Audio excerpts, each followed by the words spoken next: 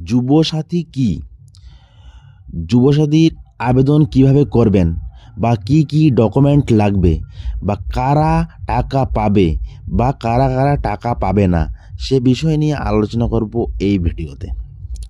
তো যুবসাথী প্রকল্প, প্রথমেই যে আপনাকে বলে রাখি, যুবসাথী প্রকল্পের প্রথম প্রশ্ন যেটা থেকে যাচ্ছে সেটা হচ্ছে লক্ষ্মীর ভাণ্ডার বা কৃষক বন্ধু বা যুবশ্রী বা অন্য কোনো প্রকল্পে টাকা যদি আপনি পেয়ে থাকেন তাহলে কি আপনি যুবসাথী পাবেন, বা অন্য কোনো স্কলারশিপের টাকা যদি পেয়ে থাকেন তাহলে কি আপনি এই প্রকল্পের টাকা পাবেন বা আপনি কি অ্যাপ্লাই করতে পারবেন।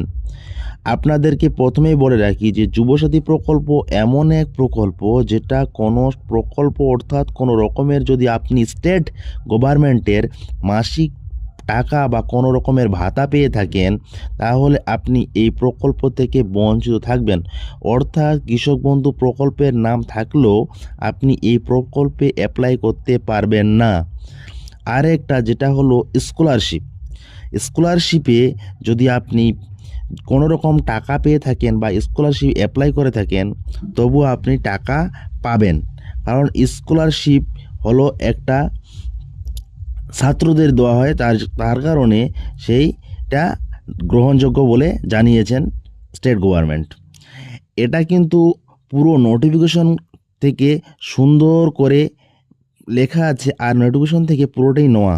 আপনাদের যে কথাটি প্রকাশ করছি সেটা পুরোটি কিন্তু নোটিফিকেশনে বলা আছে। যুবসাথী অ্যাপ্লাই করতে গেলে যে ডকুমেন্টসগুলি লাগবে সেগুলি হলো প্রথমত আধার কার্ড এবং মাধ্যমিকের অ্যাডমিট কার্ড, মাধ্যমিকের সার্টিফিকেট, ব্যাঙ্ক অ্যাকাউন্টের ডিটেলস বা অর্থাৎ passbook, passport size photo, mobile number.